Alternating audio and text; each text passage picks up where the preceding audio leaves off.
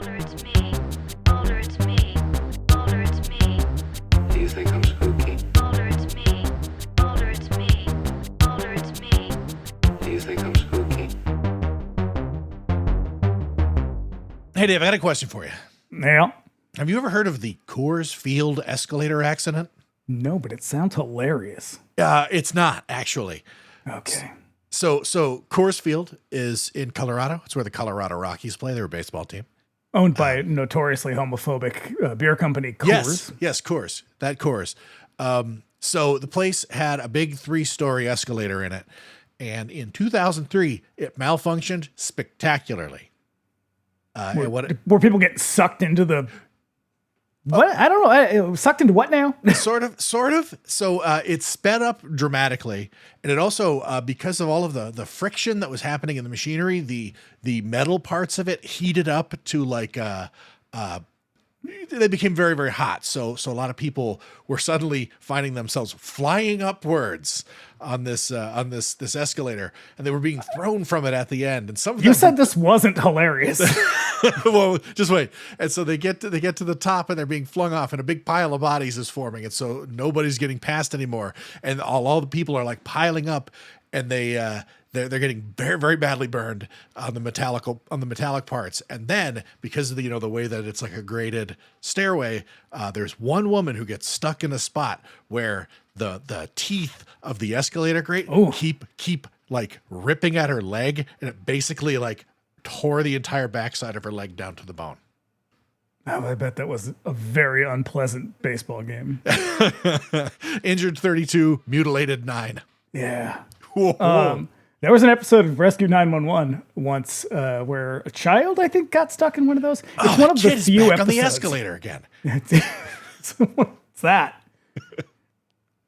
Yeah, man, escalators. I don't know. I use them sometimes, but hey, moral of the story here, take the stairs, guys. Yeah, well, also, here's the thing. If you are going to take the escalator, you're still supposed to walk, you lazy motherfuckers. It just gets you there faster. Not at Logan Airport, you don't. Oh, not in the fucking MBTA stations all over Boston, Massachusetts. Nah. This is Do You Think I'm Spooky? It's our bi-weekly X-Files rewatch series for Patreon subscribers. We're starting at the very beginning, going all the way to the end, seasons 1 to 11, for what is, for my money, one of the defining science fiction series of the 1990s, one of the greatest of all time. We are almost there. We are almost to the end of season 1. Mm-hmm. Thank fucking God, because this has been a real wishy-washy season. Much bigger slog than I was expecting it to be. I was like, hey, there's gotta be some real hits in the early season. And there are about 2. Yeah, there's a couple of good ones, but most of them, like by the end of it, we're just like, Jesus Christ, season 2, come on. Yeah, I feel like we're on the precipice though. Like we're about to get a key character introduced, and that really ups the ante. Yep. Yeah. So tonight's episode is Tooms. Oh. Yeah. So here's a little promo. Here's how they promoted it in the days leading up to Tooms. It awakens every 30 years and feeds on human flesh. Agent Mulder was the only one who believed it was real. He will kill again. Until now. Excavation revealed human teeth marks. Do you believe in monsters? An all-new X-Files next Friday at 9, 8 Central. Yep. You know him. You loved him. Eugene Tooms is back for another episode. You loved him until he married a 16-year-old. Oh, God. Yeah, I don't have a whole lot to say about Doug Hutchison in this episode, but yeah, in case you forgot, he really parlays that real-life creepiness into a great character in this show. Unfortunately, oh, yes, literally grooming a teenage girl with her mother's consent. That makes it so much worse. So bad. Oh, no, I don't care for it. Doug Hutchison. Go fuck yourself. I hope you die screaming. You slimy bastard. Oh yeah, this is episode number 21. The production code is 1X20. We're still shooting them in order. And the original air date was April 22nd, 1994. Oh, I've heard of it. Yeah, so why don't you paint a picture? Show me a tapestry. Let's go back in time to April. Let me 22nd. take you there. The month is April. It is the week ending the 22nd, I think. we're going to look at the Billboard music charts. Now, look, R. Kelly still on the top of the charts with a bump and grind. And that's N with a capital N and an apostrophe after bump and Bump grind. and grind. I do feel like the apostrophe should probably go before the N, but Who's to say? yeah, 6 and 1/2 dozen and another, you know? Honestly, it's a real mindfuck of a top 10. Mariah Carey, Crash Test Dummies, Prince, Celine Dion, Richard Marx, a real who's who. I love that you Richard haven't Marx thought is- about. Richard Marx.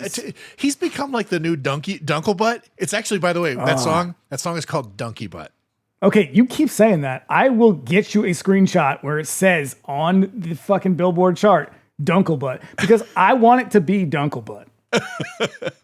So do I. But I went and I listened to the And song. that's the power of The Secret. I went to you're just going to manifest it. You're going to will it to That's be. I looked it up. Actually, I posted it in the Discord channel for Do You Think I'm Spooky when I first saw it, because as it turned out, I'd never heard the song even back when it was climbing them charts. Really, the hot top 40, maybe 50 R&B jam. It's a booty bass. Dunklebutt. It's a booty bass jam. And you know what? It's fucking awesome. Maybe. It's great. But, It's got that real like it's got that like southern call and response shit.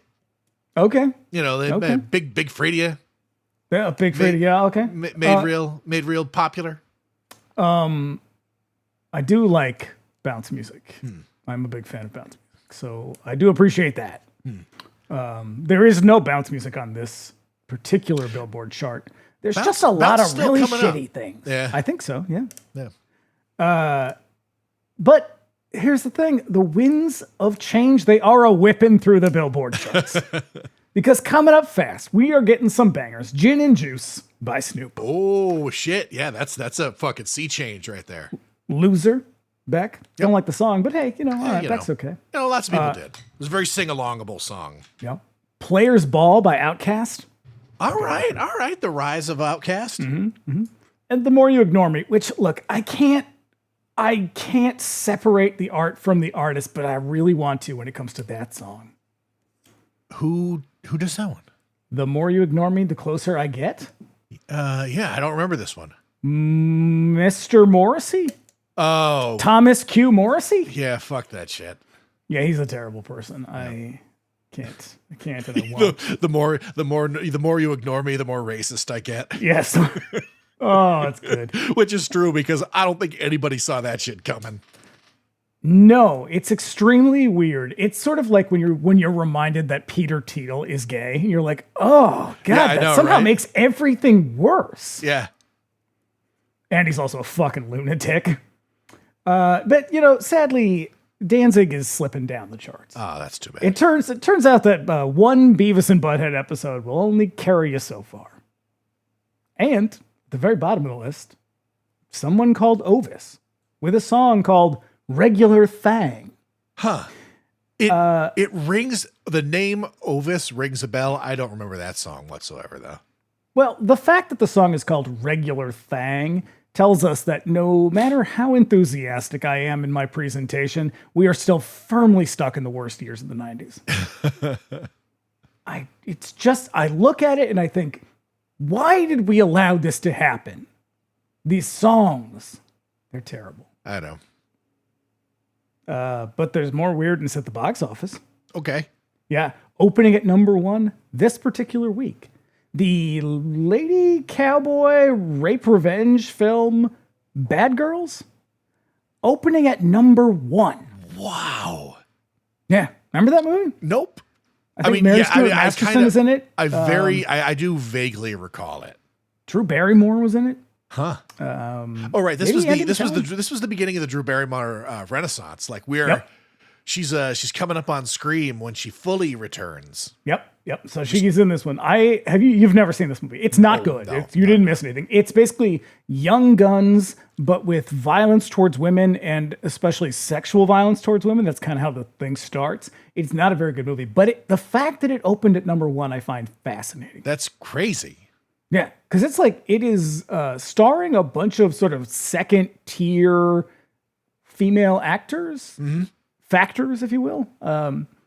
It's just very, very odd to me that would be. People would be like, "Oh shit, I got to see that movie." Yeah. A bunch of regular thespians, you might call them. Yep. But following close on that is the droll British comedy Four Weddings and a Funeral. still hanging on. Yeah, and the forgettable Ron Howard dramedy, The Paper. I had forgotten all about that movie. I don't even know what that one's about. Doesn't matter. Who A cares? newspaper?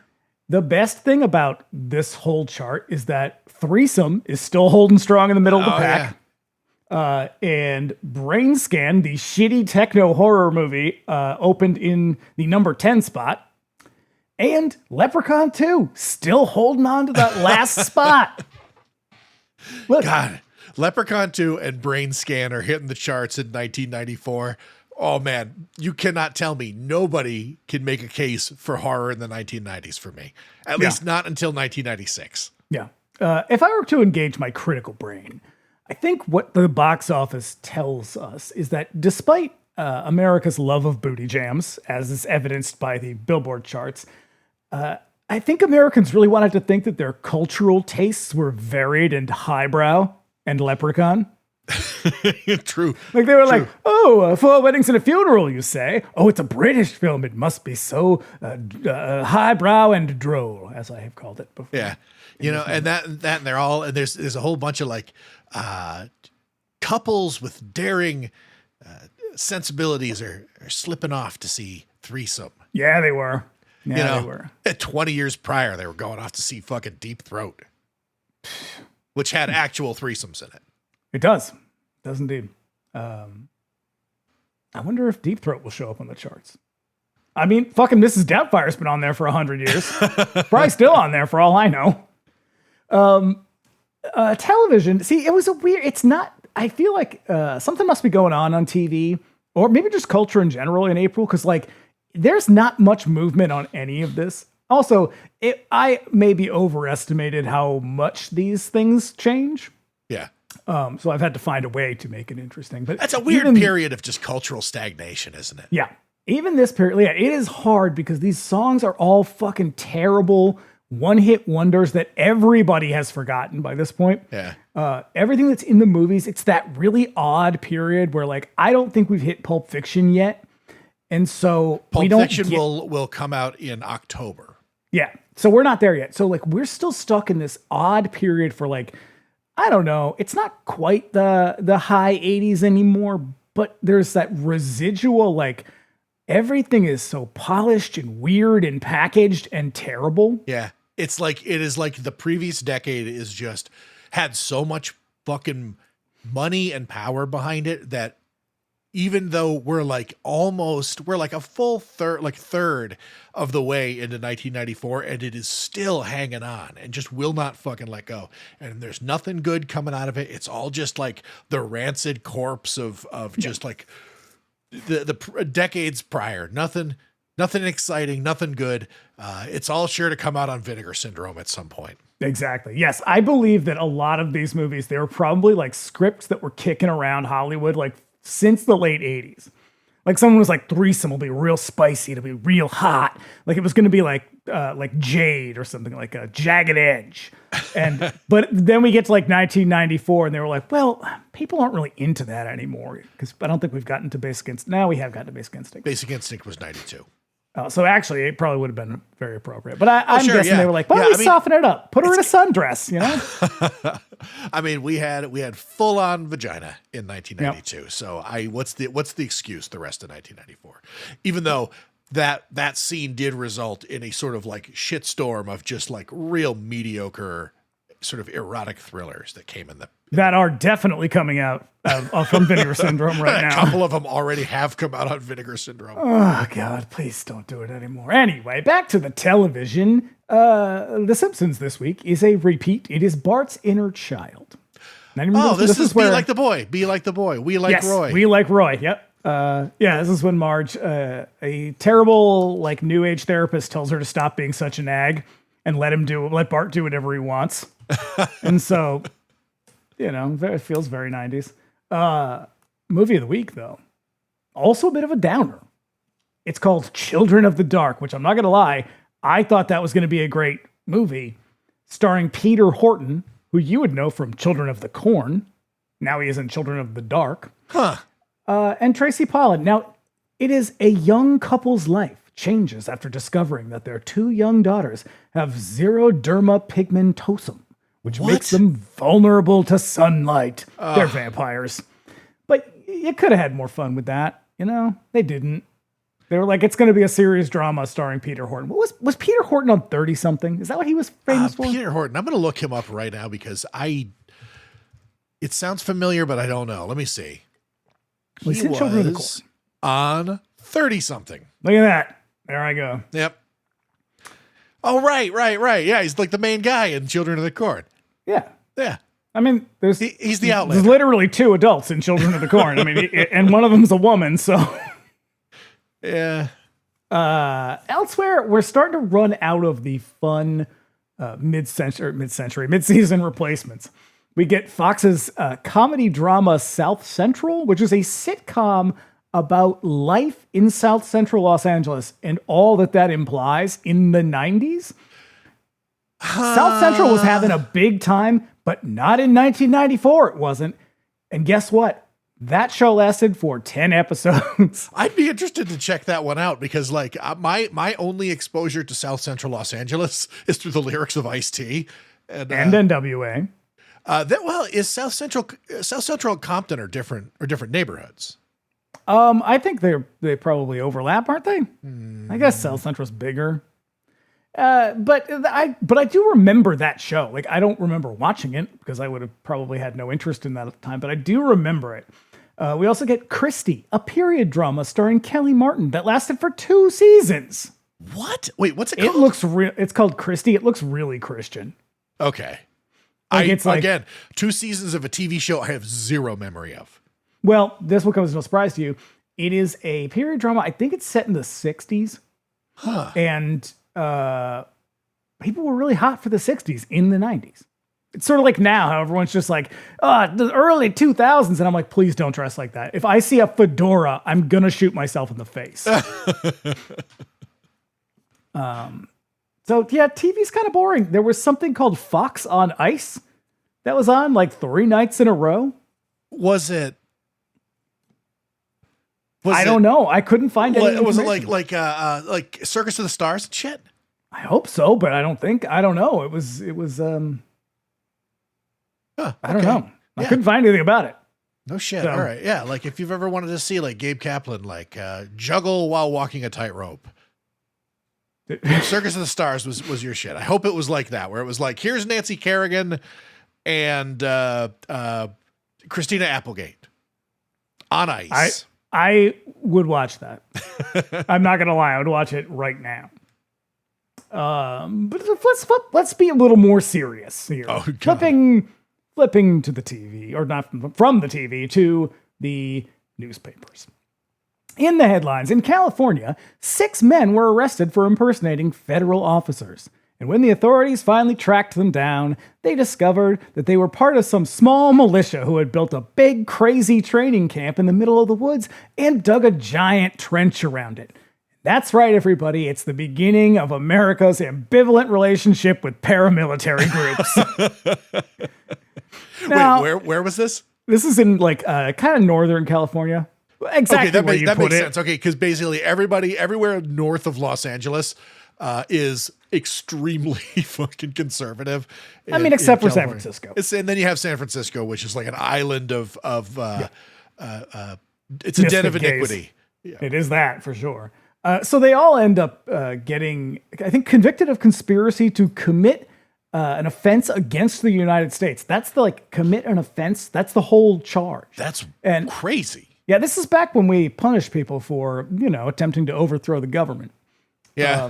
Yeah. But I saw that. Which is wild, because this would, I would imagine that the government this is like Ruby Ridge was a couple of years prior to this. And so the United States government is pretty, is pretty spooked because what was it also? We're right on the edge of Oklahoma City. Oklahoma City is coming up. Branch Davidians, I think, were the year prior. I think that's 89. No. 91 maybe? I thought it was late 80s. Might be 91. Waco was in 1990. That was in 1993. Damn. Yep. Okay. Now, I don't know if that counts as a paramilitary because it's a cult. No, but it was the same sort of thing, and it was carried It out is again. stockpiling weapons. But the thing is the people who dealt with this were the ATF. That's right. Typically. Who classically not very good at their jobs. No, they fucked up Ruby Ridge and classically made a humongous catastrophic mess out of the Waco. I would argue that they didn't actually fuck either of those up. They meant to do that. They meant to shoot that lady and her child. Yeah. I would imagine that there's probably something there. Yeah. You know, a bunch of yahoos just bristling with weapons looking for an excuse. I mean, we see it now today. So this will all be relevant in the next couple of episodes of our show here, because these stories will continue to unfold. Because elsewhere, an abortion activist in Kansas was arrested for shooting and badly wounding an abortion doctor. Now, she used the opportunity to get tons and tons of press attention to share her bonkers viewpoints with any reporter stupid enough to put a microphone in her face. Which is every one of them. Yes, and guess what? It's our first experience in which the federal government starts to investigate whether there is an existing network of militant anti-abortion activists who are encouraging the use of violence. Basically, what I'm getting at here is the government is starting to realize, I think people on the right might be a little fucking crazy. Yeah. And as we have been learning throughout the last several episodes of this, history, it's just a little bit of history repeating, because all of this is the same shit that we are dealing with now, and it will continue that way. Except now they're all like the major electorate of an entire party, just completely captivated by the absolute most deranged voters in the United States, and a party fucking powerless to do anything about the guy who sort of commands them. Though they do seem to be splintering over this whole Epstein thing, which is delicious. I have no faith in any of them anymore. But I do think it's kind of funny that they're like, what is this? Paramilitary groups, militias, are abortion activists violent? Yeah. Like Northern these people are California, insane. As you mentioned, and they're going to find it out. I mean, especially once Timothy McVeigh does his thing the following year, so 1995, that's going to happen. They're going to essentially crack an entire network, and the FBI had sort of a glimpse into this in the 80s with things like the Aryan nations, essentially white supremacy or organized white supremacy was. Yeah, we all saw American History X. We know how it goes. Something that sort of never really went away, but it sort of crystallized in these parts of the country that just the government was not fucking paying attention to. Northern California, Idaho is still a major center of all that. Montana was another one.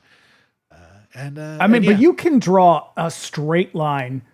You might have to do a couple, zigzags, but you can draw a line between these groups and the, trying to kidnap fucking Gretchen Whitmer or January 6th or, and even the abortion thing. You can draw a line straight from that to be like, what do you mean they have an underground network? Yeah, they're fucking crazy. That's what people do when they're crazy. Yeah, Molly Conger has a podcast called Weird Little Guys is what it's called.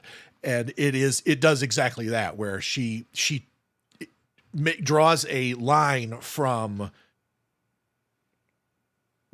American paramilitary groups to January 6th, from South African paramilitary groups to January 6th. And it's a crazy, put a pin in that one. It is a fucked up and very crazy network. And it is a podcast that, and I find myself to be fairly jaded. Nothing really gets under my skin. There was one episode that popped up where I was like, I might put this one aside for a little while because it was just bumming me out so hard. What was it? Everybody's going to want to know. Oh, it was an episode about the evolution of terrorism using ramming attacks with vehicles. Oh, to how it started as a sort of thing that the Palestinians were doing to the IDF, and now it is sort of the main weapon of choice of American racists. Look, second to rifles, but you know what I mean. I hate American racists so much. Just get over it, you big fucking babies. I know. Fuck you. Nobody gives a shit about your shit. Shut up. Yeah, listen, let's end Stop with all some the good killing. news. Stop all the killing. Let's end with some good news because Okay, this is let's supposed to be do a fun, whimsical clap. People paid for this. I know the It's last supposed to be fun. episode was us going, oh my God, Rwanda. Yeah. Well, let's end with some good news. Okay. Earlier that week, 81-year-old Richard Nixon had a massive stroke and fell into a deep coma from which he would never awake. Fuck yeah. And what I loved about this article, it's fine to laugh at Richard Nixon's death. He was a serious piece of shit. But there's the doctors are trying to say, so this is like after he falls into the coma, the doctors are trying to be like, well, you know, some people do recover from these things. And I was reading the LA Times, and the reporter for the LA Times like went out of his way to be like, yeah, they have to say that though. Like this is nobody's coming back from this one. The guy's 81. Yep. Oh, eat shit, Richard Nixon. Yeah. Oh, you terrible man. You had that on deck just for this. Sure did. That's awesome. News. All right. So back to Tooms. The writers are our boys Morgan and Wong. Mm-hmm. Just writing a hell of an episode here. I think it's pretty good. It's a pretty good one.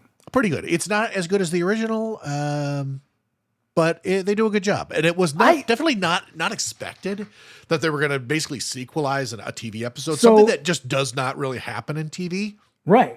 So they didn't like the idea. Morgan and Wong were like, I don't know. Like they were like, we've never really written a sequel to a television episode. And they kind of felt like it was a little bit cheesy. And I guess they didn't like the guy who directed the first one. Yeah. Like there were a lot of problems with him. And so they got David Nutter.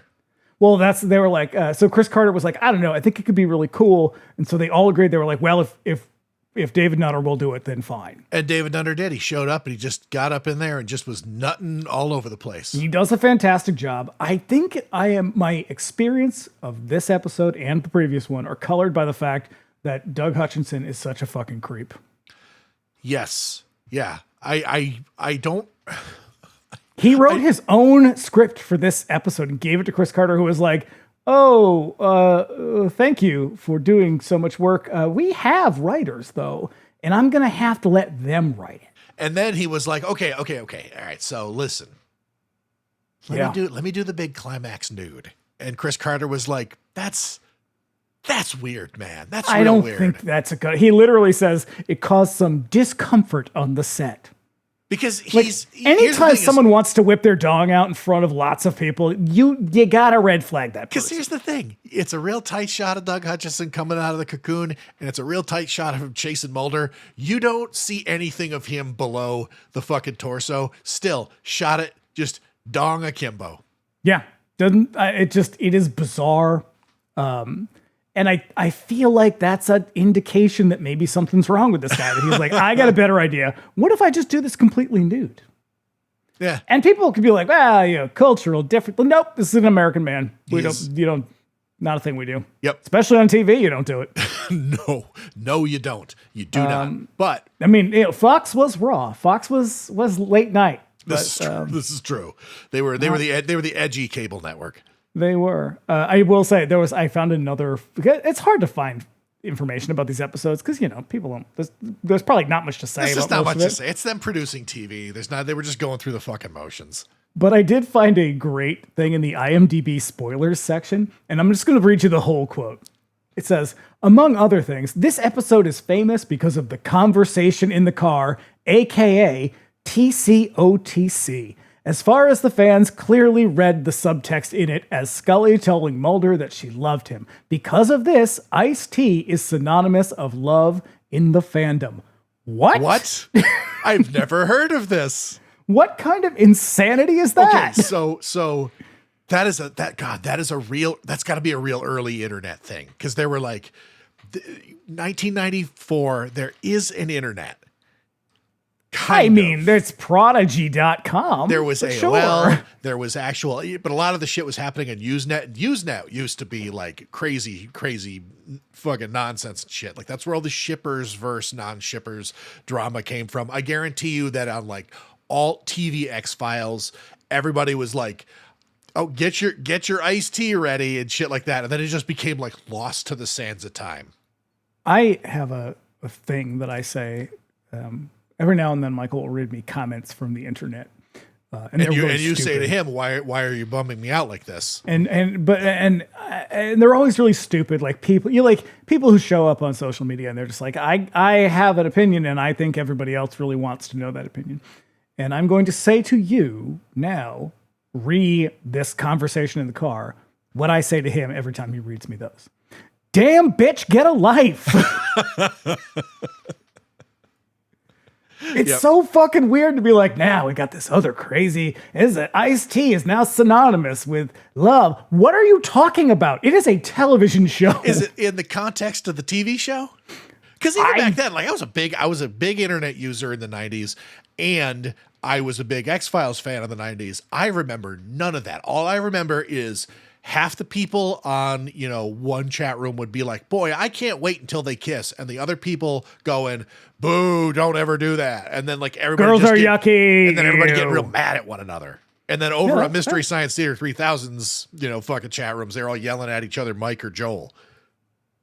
But with real anger. Well, I feel like that explains everything that we are as a culture now. Everybody just needed to shout at each other about the dumbest shit possible. Oh yeah. Getting mad online is an art unto itself. I can't. I'm great at it in person. But you're free to mutter to yourself. Yeah, I walked down the street. I'm like, get the fuck out of the way, God. Yeah. But what we did get out of this episode is the first appearance of assistant director Walter Skinner. Assistant director Seymour Skinner. I thought that he was a season 2 addition. I also thought he was season 2. I kept thinking that there was a piece of me that was like, he comes in season 1, but we got to like episode 20 and he still hadn't shown up. And I was like, maybe he doesn't. Maybe he is a season 2 addition. But no, we get Mitch Pileggi as. I'm going to hit you with a really hot take. Okay. I think Skinner is the third most important character on the show. He's the secret sauce. Yeah. And I'll tell you why. Because you can't just have Mulder and Scully against the world all the time forever. That gets boring. You need to have someone who's kind of like covertly on their side and every once in a while sort of makes that known. Because then you're like, oh, okay. Because I do. I love the push and pull with him, with them and him, because at first he's positioned as just because they're like the sort of men with white hair in suits that like Scully keeps reporting to is just a fucking rotating cast of just like middle-aged dudes. And so it was like at a certain point they were like, we got to have somebody to sort of, for them to kind of push back against, who's like a consistent character on the show. And he becomes that thing. But for a really long time, he's going to be the guy who's just like constantly pinching the bridge of his nose, just like fucking shocked that he has to hear about like reincarnation or fucking vampires or something like that. But then like, eventually he's going to kind of turn and become their bro. Right. Cause you can't just have everything sounding crazy. Like if your job was endless struggle every single day and nothing but pushback and like mortal danger, you'd quit the job. Like, unless you're Fox Mulder.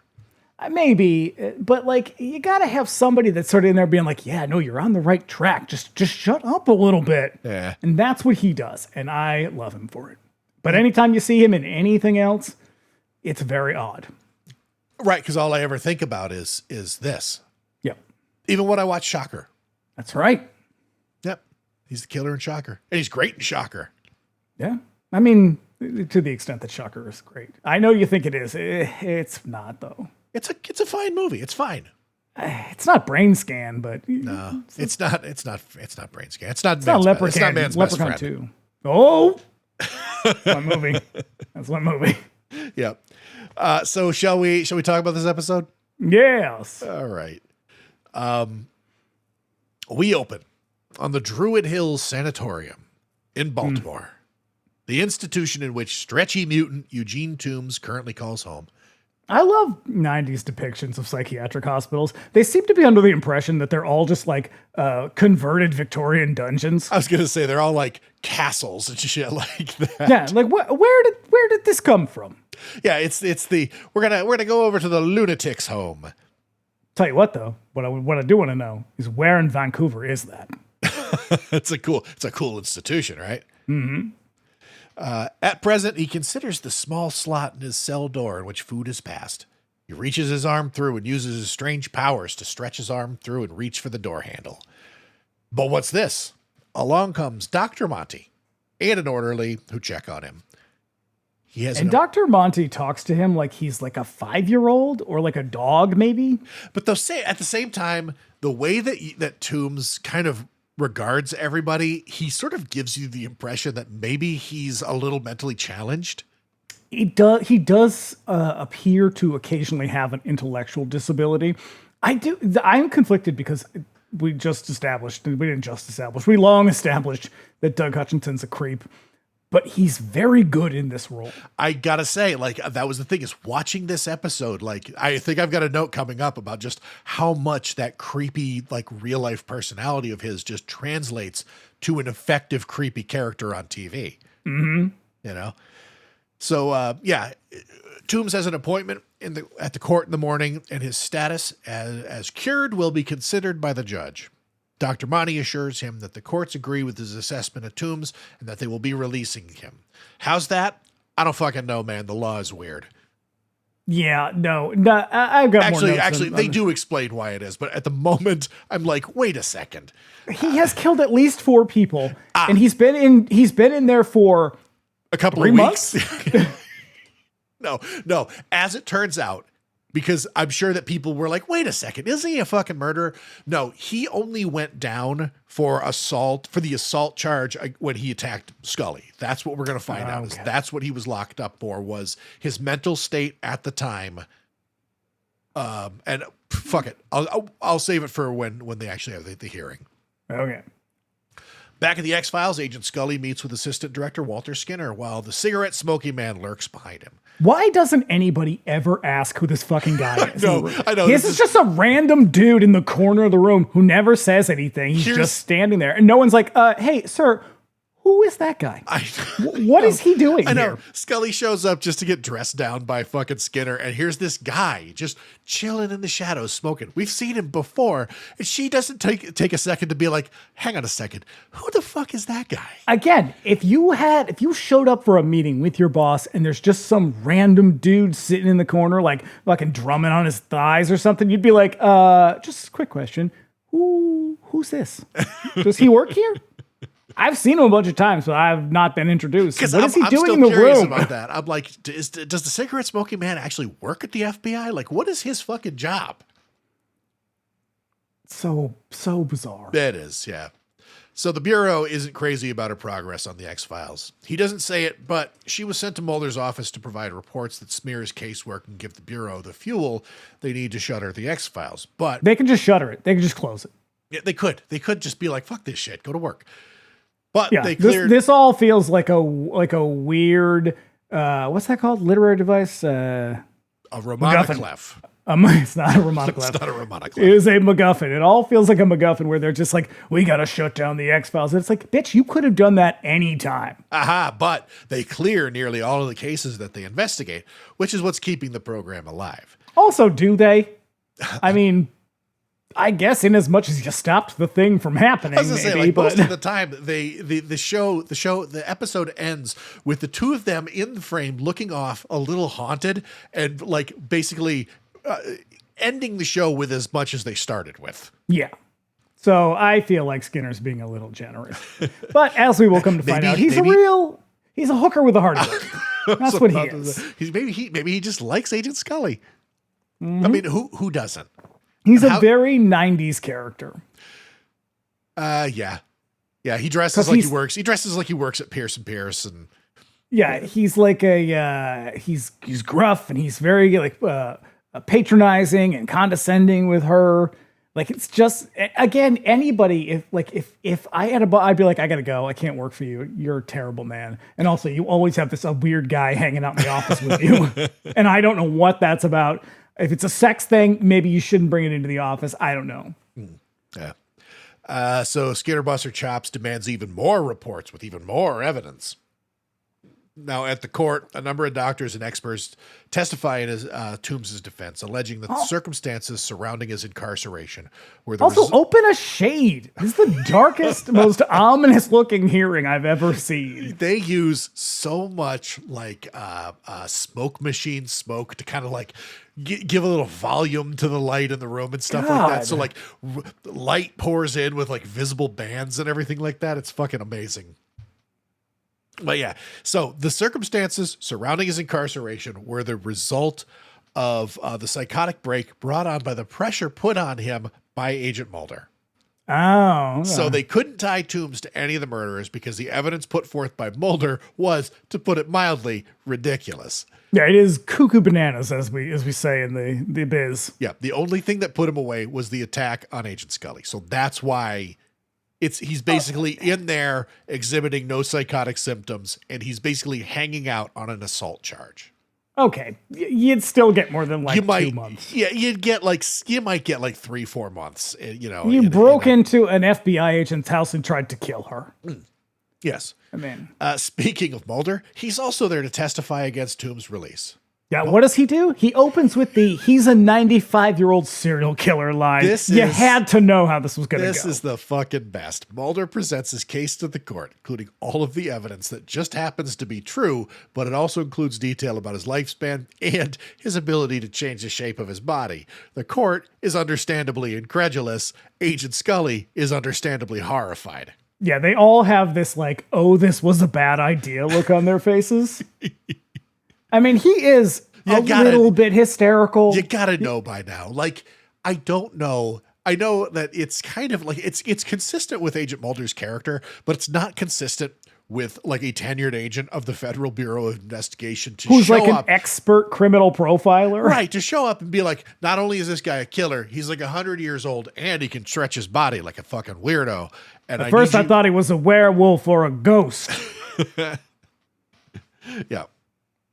So outside the courtroom, they talk about what happened at Skinner's, and then they go in to find out that Tooms is going to be released. Honestly, if Agent Mulder showed up and they're like, listen, that guy is the reason that he freaked out and sort of like tried to attack an FBI agent, and then Mulder shows up and he's like, look, ghosts and goblins and spooky shit, here's my evidence, they'd be like, oh, I totally get it.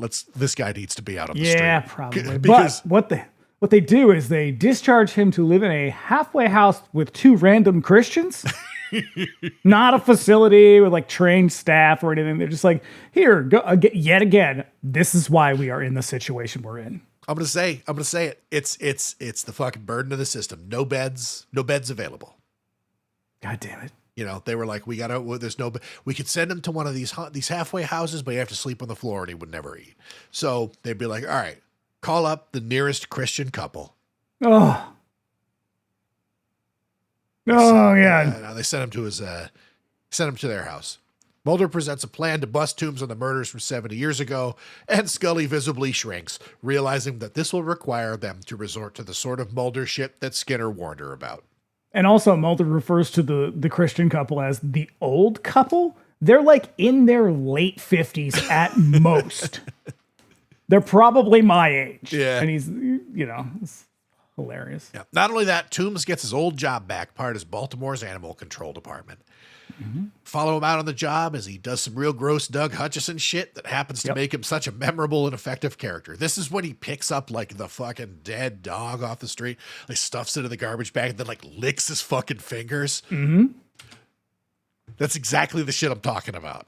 Well, that was, he ad-libbed that. He ad-libbed. I guarantee you he was like, hey, listen, I'm going to do this awesome fucking thing after I throw the corpse in the bag. And they were like, you're a creep, but we love it. Now, is this when he sees the woman? Yes, because, he spots a woman on the street that he just loved to kill and cannibalize. And he closes in on her with his nasty yellow eyes when out of nowhere, here comes Agent Mulder to just shut the whole thing down. But first, I do like ordinarily this type of thing would come across as very dated, but when all the color falls away, It's cool. except for her, it still looks good. Like it's it's to obviously indicate that like he is hyper focused on this one thing. Everything else is just blank at that point. But they just do it with the color sort of draining out of the scene, except for her, and it looks really great. I love it. Yeah.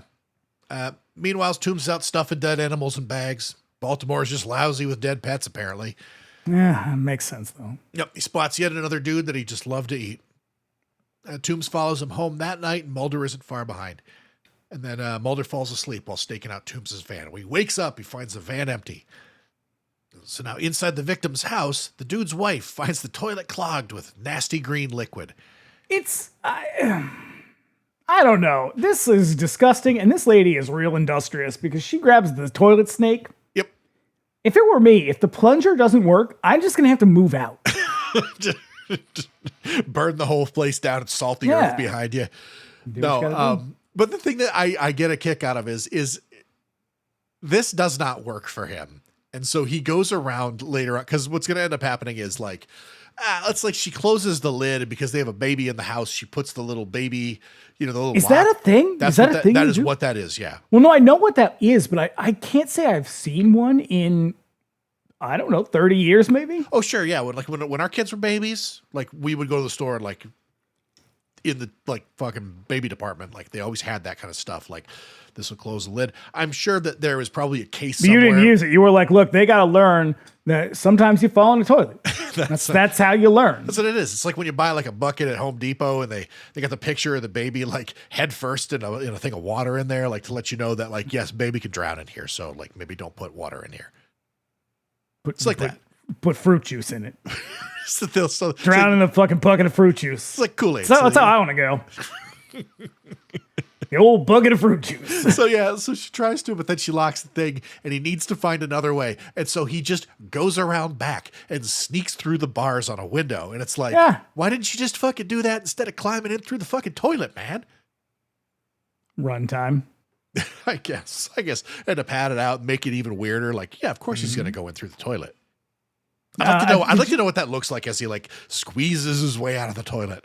I think that would have been pretty funny, actually. Maybe they were going to do that and they were like, no, guys, that would be really stupid. Yeah. We're trying to keep a serious tone with this one. Mulder sneaks around outside, finds the open window while Tooms lurks inside the house, just watching the dude he's going to kill. And that guy is like hyper focused on his work. Mm-hmm. Mulder knocks on the door, flashes his badge to get in. They walk around the place looking for Tooms, only to find the window open that he left through and his greasy fingerprints on the windowsill. Yep. Did you skip the part where Scully goes to look at the photos or whatever? Oh, I did. Yeah. Cause she goes to, what's his face? Detective Briggs.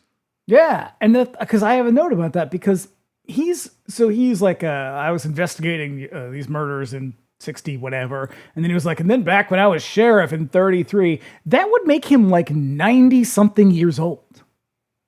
The guy's like 70. Again, what is going on here? I know. Detective Briggs. So Scully goes and she's like, I know that you gave us all the information that you can, but can you think of anything else? And he's like, well, there was this one body that we couldn't, conclusively link to it, and it completely disappeared. And we never found the remains. And he's like, I think he buried it in the cement at this like fucking factory somewhere. So. Well, you could have said that back in 1967 or whatever. Right.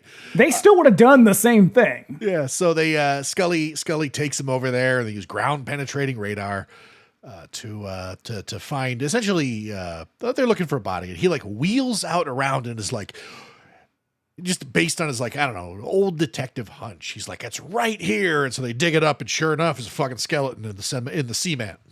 Yeah, you get that skill at level 95. That's right. You can pull that off once per session. It's like a 12th level feat.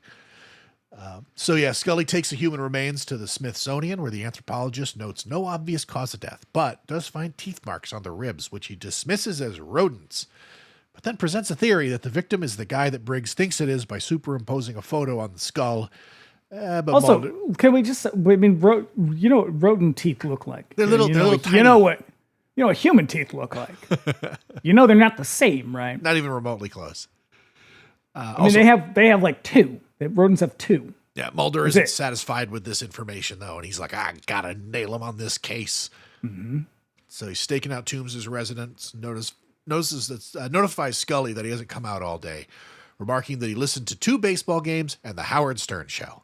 Oh, I think this is when we have the conversation in the car. As you know, as a longtime fan, you know that this is drinking iced tea. I don't remember any shit about iced tea in that scene. I just remember that he hands her his sandwich. It's like, here, you can eat my sandwich. I was listening to Baba Booey, and here, you can eat the sandwich. I only took a bite out of it. And then she looks at it. I love that it just appears on the internet, and people are like, yep, I bet that's true.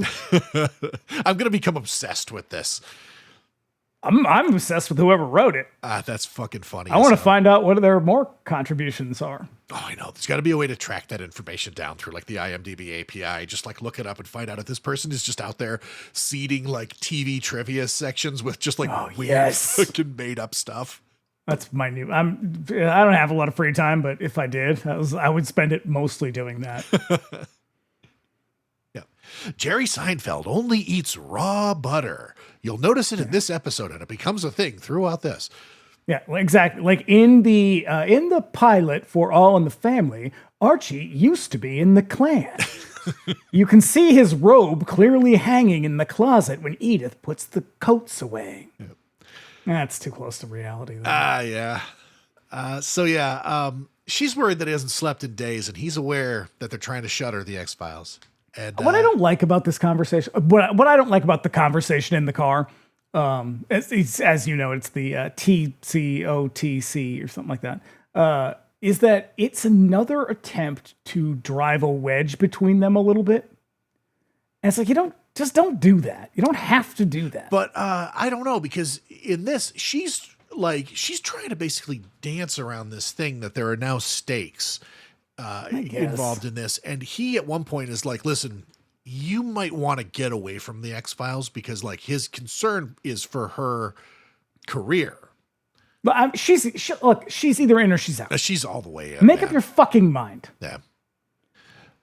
So he bails. She gets a sandwich with the one bite taken out that has like that neatly has all of like Mulder's teeth marks, like just. And then she's like, "Oh right, rodents only have 2 teeth, and they're small. Quite famously, they only have the ones in the front that they use for chewing." Yeah, so she carries on the vigil. As Mulder leaves, we focus on the car trunk, which is ajar, and then it shuts itself as he drives off. And then he goes home to watch The Fly. He goes and he watches The Fly. And coincidentally, yesterday, as I was watching this episode, it was the day that The Fly was released. I noticed that. Yeah, a whole bunch of Which I feel like that's happened on another thing. Like we were recording something else maybe last year. Oh, yeah. It seems like a lot of our shit tends to coincide with like release dates, birthdays, and stuff like that. And it's like completely just serendipity. That's so good. It's a good movie. Everybody go watch The Fly. Yeah. And Return of the Fly with Vincent Price. Yeah. There's a third one. You don't Return have of to the watch. Fly. You don't have to watch the third one. The screws on a nearby vent start to turn like the first Tooms episode. I question, what magic power is it that allows Eugene Tooms to unscrew something? Like, the screws don't go all the way through to the other side with enough for you to then turn them the other way. Like they go into the thing and then stop. I know. Then he appears in the apartment very suddenly, scrapes his own face with his finger, drawing blood. And Mulder's just sleeping, just gently sleeping on the couch like a little angel. Just snoozing away. Yep. At the police station, Tooms presents himself as an assault victim, using his weird power to dislocate joints and shit. There's he's a man, so they believe him immediately. And there's a shoe print neatly printed on his face as he implicates Mulder as the guy who did it. And now maybe this is indicative of my job, but as soon as I saw that, I thought to myself, and it's been forever. I haven't seen this probably since the first time it was on. I thought that impression would be different based on whether or not the shoe had a foot in it. And that's what he says. Was kicked with force. Yeah. And that's I what was like, there's no way that would work. no, and that's what Mulder says when they bring him in for questioning. They do, because the cops just walk into his apartment. They're like, "Hey, you're under arrest." And they're like grabbing his shit. It's like, hey, you can't do that to anybody. But I imagine an FBI agent would make a face. Yeah, probably. It'd be like, "Oh, look, you can't just walk in here and do it. Like, you got to fucking Mirandize me. You got to tell me I'm under arrest." But they're like, but "Come he's on, there. pal, you're going downtown." He's under his Baltimore Ravens blanket. He was using it as curtains until he turned 28 and finally got some. Yeah. So now Skinner brings Mulder and Scully in to give him hell about the arrest. Mulder presents a case for his innocence involving the foot in the shoe. And Scully steps in to lie on Mulder's behalf, claiming that she was with him on the stakeout. And he says, "You would not, would you be lying on behalf of Mulder?" And she says, "Sir, I would expect you to place the same faith in me as I do in you." And my note says, "Sassy." Got him. Love it. Yeah. She You hear she zinged him. Yeah. Here I zinged Werewolf Skinner. You mean he zinged Werewolf Flanders? So Skinner excuses Scully, gives Mulder a compliment sandwich about how his talents are wasted on the X-Files. And then And again, Mulder does not ask who the man in the corner is. no, and then he forbids him to go near Tooms. So Scully goes over Tooms' dental records and reveals that even more better teeth marks were found on the remains they dug up. So they make a 3D model of Tooms' dental records and then compare them to the bite marks on the bones. Turns out he only has 2 in the front and they're coated in iron, which is why they're so long and red. Do you know that? No. That's why rodents' teeth are orange. Really? Yeah, they're coated in iron. God damn, that's cool. No? It's weird looking, but that's cool. They got to chew through a lot of stuff. Yeah, they do. Back at his place, Tooms is doing a little arts and crafts in his room when in walks Dr. Monty to check on him. And he says, the first thing Dr. Monty says is, "It's a great place." And my note says, "Yeah, except for the wallpaper." Yeah, see that? I can also be sassy and zing Did you hear? people. Yeah, zing werewolf Eugene Tooms. Yep.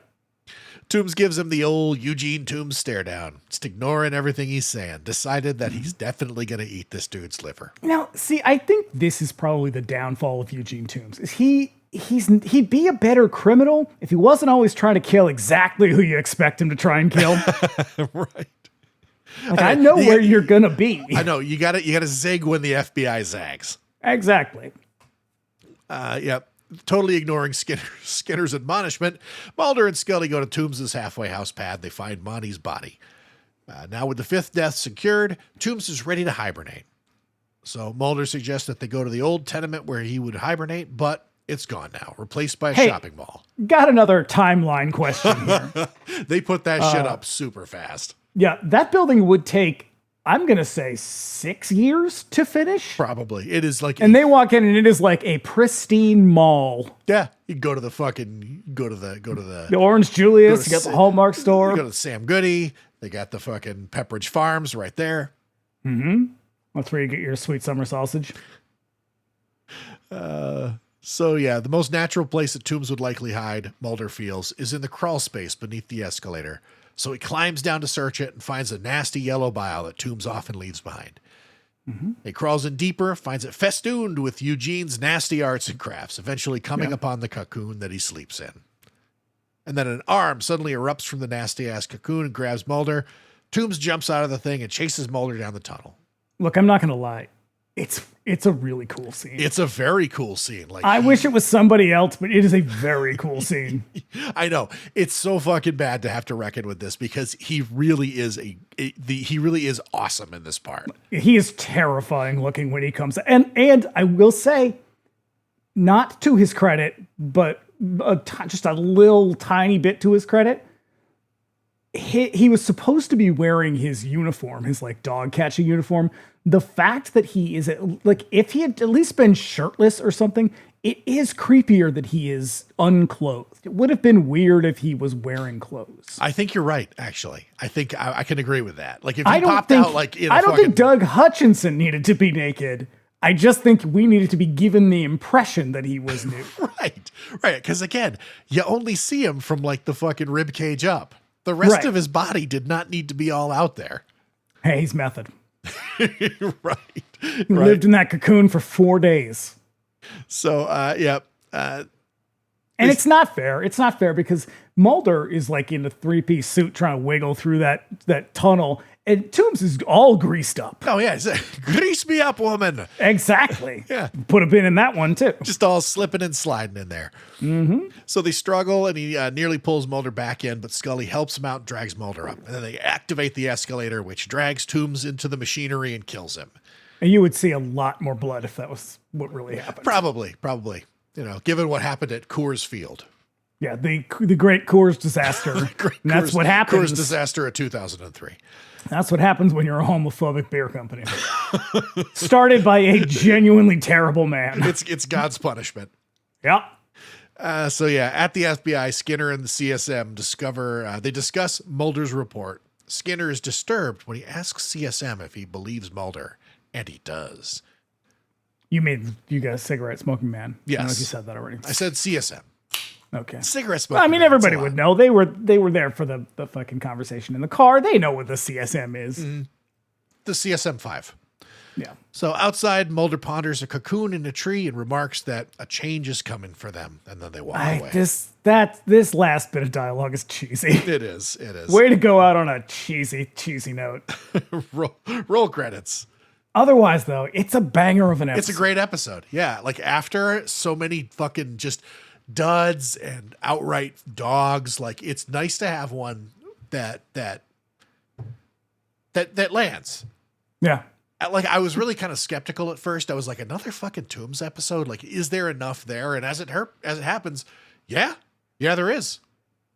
And I think they probably learned an interesting lesson with this one, which is that you can bring people back a little bit later because they will bring Dwayne Barry back. Yeah, Dwayne Barry gets a two-parter. It's but there are definitely episodes where they bring certain characters back for sure. Remember Pusher, the guy who can sort of just suggest stuff? He comes back. Cerulean Blue. He comes back for another episode. Like there's a couple. They do this a couple of times with like real classic characters. Like it's like they learned a lesson from this episode that you can pull that off when the character is strong enough. Now, here's what I think would have been interesting because we were in a pre-television golden age. What did they call that when it was like Sopranos and the Prestige era. Yeah, where it was just shows about like middle-aged white guys being angry about stuff, or as I call it. Now, I don't know. I have a hard time kind of being down on that shit because some of those TV shows are real fucking good. I hate them. I can't stand any of them. But what I was getting at was that one of the things that came out of that era was that you could have the same director for like 10 episodes or a whole fucking series. Oh, shit. Like David Fincher on Mindhunter and like what is his name? Timothy Van Patten. Is he a Van Patten child? Is he a Dick Van Patten child? I believe he is. Like the guy from like Class of 1984. He goes on to do and also Master. No. That's the one that was in Midnight Hour, that terrible TV movie. Maybe he's the mushmouth guy in Master Ninja. Yeah, he is. I can't remember his first name, but he is a Van Patten son. Yeah, but and he would go on to direct shitloads of TV. Basically, if it was on HBO, he directed it. Yeah, and so I think because they have their dream team here. You have your two best writers and your best director. Yep. And I think that everybody would have agreed with that. Like they all agreed that David Nutter was the best director from the series. And I'm pretty sure if you asked anyone, the Morgan and Wong team is the best writing team. Yeah, for sure. And so like you should have just fucking stuck with that instead of this awful hired gun TV industry bullshit, because I think that's why there's so many inconsistent episodes. Is like you're buying one-off scripts from people. You're hiring directors who have never done horror or whatever. They're producing TV. They're essentially producing an entirely new paradigm of television on the old TV production paradigm. So like, you did get like episodes that were just kind of like fucking pitched to you by people who weren't associated with the production. You brought in like guys who were working on shit in the fucking 60s and like, they'd done, an episode of Rockford Files and an episode of fucking Family Ties. And like none of that shit, none of that changes until we get like Buffy. Yep. That's when all of that starts to change. And that's just a few years away, but it's a goddamn shame because I think this show would have been even better if they had just stuck with these three. Yeah. Yeah. And like you said, like season 2 rolls around and they apply the lessons that they've learned here. Season 1, they're still dancing, and like moving quickly because they kind of have to, and they're learning. They're like, so what else happened on Dark Shadows? So you won't believe it. They go back in time like 9 different times. So that was those Tooms. Well, I have bad news for you. Next time on The X-Files, an 8-year-old girl is the prime suspect in a series of bizarre, seemingly unrelated, and very familiar deaths. Yeah. It's an episode called Born Again, and you'll swear you've seen it once somewhere before. All right. Well, that was Tooms. We'll be back in 2 weeks with fucking Born Again.